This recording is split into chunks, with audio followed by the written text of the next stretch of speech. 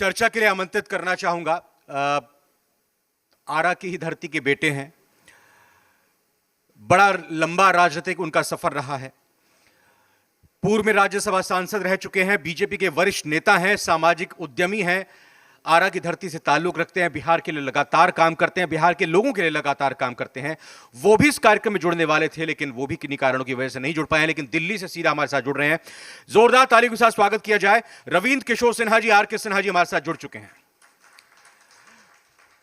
बहुत बहुत स्वागत है सर। लोगों को भी स्वागत है हमारे गांव में, हमारे छोटे से शहर में।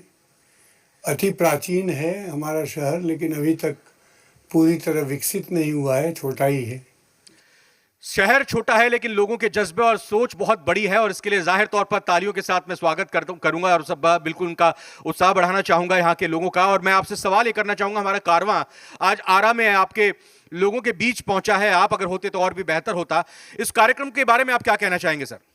बहुत बढ़िया है, क्योंकि अगर आपको जब किसी इलाके की वस्तु स्थिति को जानना होगा तो वहाँ जाना होगा। एक कागज़ पे बैठ के करने वाला काम नहीं है। ये प्लानिंग जो है ज़मीन पे पहुँच के ही किया जा सकता है।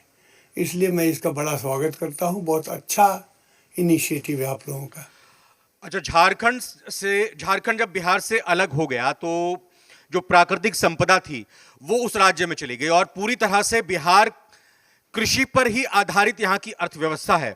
और उस लिहाज से मैं समझना चाहूंगा कृषि को लेकर, जिसमें बहुत संभावनाएं हैं, लगातार उसकी बात भी हमने इससे पहले डिप्टी सीएम और कृषि मंत्री से की। आपके नजर में क्या संभावना है इस क्षेत्र में, कृषि के क्षेत्र में? देखिए, कृषि तो अपने आप में बहुत बड़ा विकास का जरिया बन सकता है। हमने बनाया नहीं, वो बात अलग है। हमारा जो भोजपुर ज़िला है, आरा ज़िला है, इसकी जलवायु, इसकी ज़मीन इतनी अच्छी है कि अलग अलग राज्य जो अपना बहुत नाम लेते हैं, या आप नाम सुनते भी होंगे, उन सबों से बेहतर है। हमारे यहाँ धान का कटोरा भी है, हम गेहूं की भी फसल वैसे ही करते हैं, चने की भी फसल वैसे ही करते हैं। अब तो चीनी मिलें बंद हो गई, इसलिए गन्ना कम हो गया है, लेकिन फिर भी हम हर प्रकार की फसल अपने यहाँ करते हैं। इसलिए कृषि पर ही आधारित यदि काम हम करेंगे तो हमारे ज़िले का विकास होगा। पलायन की अगर बात करें, जो समस्या है, इसका प्रमुख कारण मुझे जो लगता है वो ये कि जो प्रति व्यक्ति आय है वो लगातार ये कहें कि वही टिकी हुई है, उसमें बढ़ोतरी बाकी देश के हिस्सों के मुताबिक, बाकी राज्यों के हिसाब से नहीं हो रही है। आपको क्या लगता है इसमें कैसे सुधार लाया जा सकता है, कैसे जीवन स्तर को और ये प्रति व्यक्ति आय को बढ़ाया जा सकता है?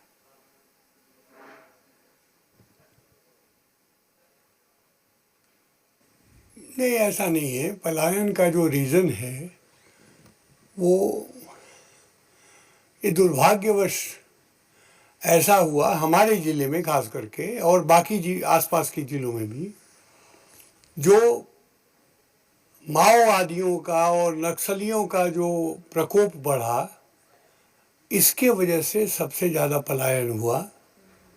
ये मैं बात कर रहा हूँ 80 के दशक की।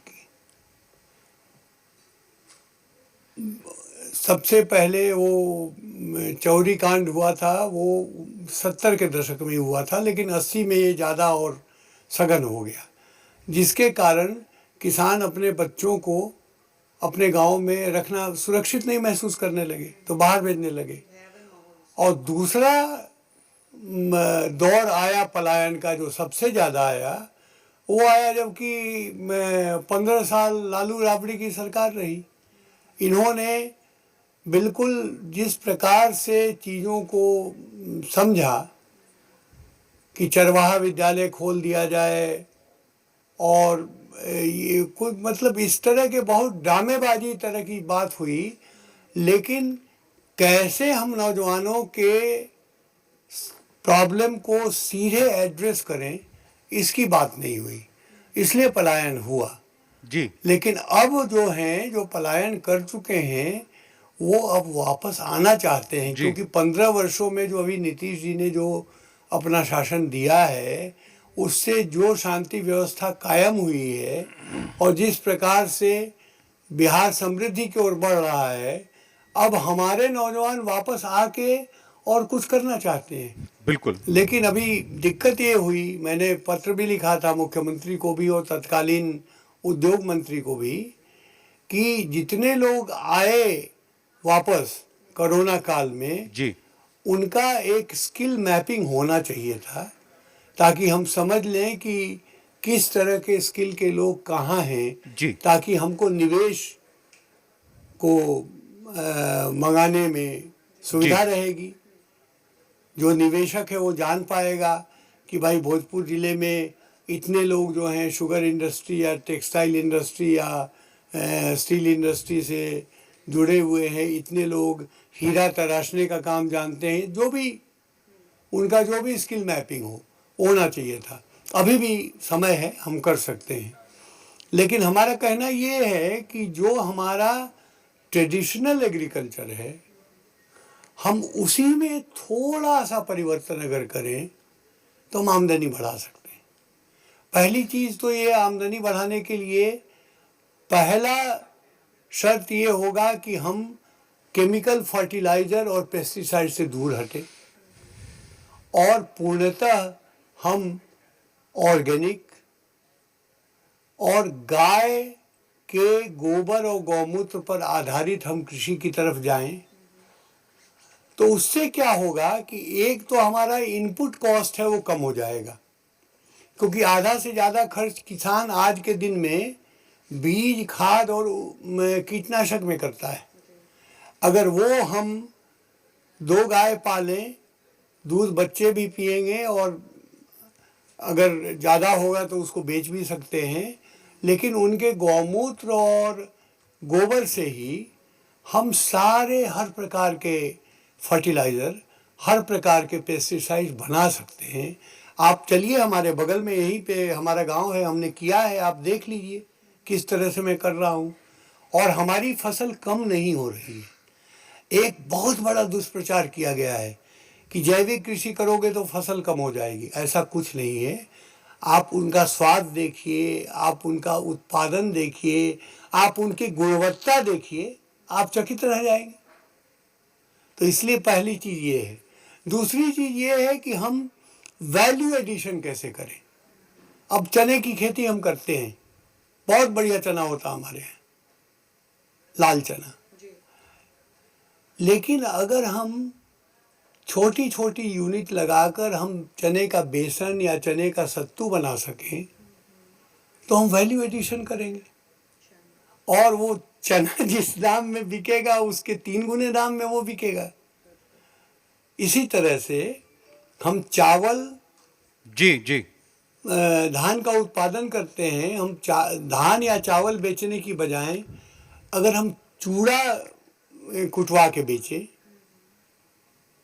तो चूड़े का दाम बहुत ज़्यादा है। बिल्कुल। तीसरी बात ये कि हम मिल के प्रोसेस किए हुए चावल की बजाय यदि हम जी पुरानी पद्धति में चले जाएं और ढेकी अगर रखें हम, हाँ हाँ और खल मूसल से हम धान को कूटें, जी जिसको कहते हैं ब्राउन राइस या रेड राइस, हाँ हाँ जिसमें कि ऊपर लाल छिलका बना हुआ रहता है, ये बहुत सर। लेकिन देखिए, ऊंचे दाम में कृषि बिकता कृषि है। के और इससे भी जो महिलाएं, वर्टिकल्स हैं और भी आयाम है, चाहे पशुपालन हो, गौ पालन हो, मधुमक्खी पालन हो, मुर्गी पालन हो, इसमें भी बहुत सारी संभावनाएं हैं। इससे कैसे आत्मनिर्भर बना जा सकता है, क्योंकि आप भी इसको लेकर जागरूकता भी फैला रहे हैं और आप भी अपने तरीके से इस क्षेत्र में काम करवा रहे ये हैं। तो समेकित कृषि जब भी आप करेंगे तो समेकित कृषि में गौ पालन आपको आवश्यक है, क्योंकि आपका खाद और आपका कीटनाशक गौमूत्र और गोबर से बनेगा, वो आवश्यक है। आपको मुर्गी पालन और बकरी पालन इसलिए करना चाहिए क्योंकि उससे जो उनका भी अवशिष्ट है, जो उनका भी जो मल है, वो बहुत अच्छा खाद का काम करता है और वो भोजन भी है। एक तरह से आप उसको बेच भी सकते हैं, इनकम भी कमा सकते हैं। और मधुमक्खी पालन तो करना ही करना चाहिए। उसका कारण ये है कि मधुमक्खियों द्वारा जब परागण की क्रिया होती है तो उससे आपकी फसल कम से कम 25-30% ज़्यादा होगी। जैविक कृषि की अगर मैं बात करूं तो केंद्र सरकार और राज्य सरकार दोनों ही इसको बढ़ावा दे रहे हैं। क्या जैविक कृषि के जरिए सर आपको लगता है कि किसानों की आय दोगुनी हो सकती है? लास्ट सवाल होगा सर।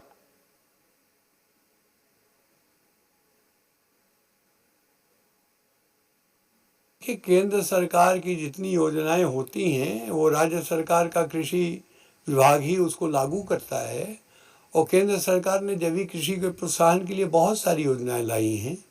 मैं तो जैविक कृषि पिछले 20 वर्षों से कर रहा हूँ।